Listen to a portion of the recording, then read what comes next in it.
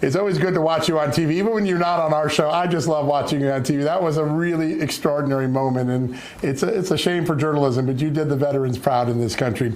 So I want to start with this audit we mentioned at the top. You knew this was coming. You've been on top of it. You talked about it brilliantly during your confirmation hearing, but VA had a hard time for a long time counting for just basic dollars, right?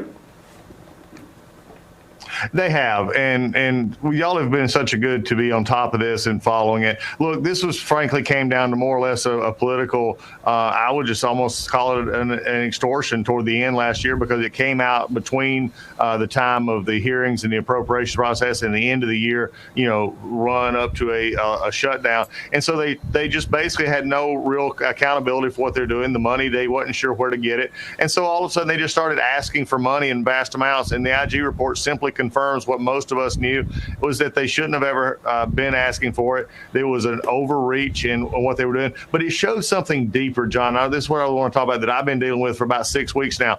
It's just a very a department that is so bureaucratically bogged down that it has trouble doing its main mission, and that is taking care of veterans. And that's why we're actually working very hard to streamline processes, to get better help in place, and to have budgets and numbers that we can be accurate. I promised the Senate when I was confirmed that I would never send a witness to the Hill that did not have proper answers. In fact, I lived up to my word. Just a few weeks ago, we had a hearing that was going to happen, and I couldn't give the answers that we needed to give to I believe it was to the House in that time. And so we pulled back the hearing until I could get that answer to them. I keep my word, and folks, I'm keeping my word to the veterans. We're going to spend your money wisely, and we're going to do it on veterans getting the health care they need and the benefits they've earned.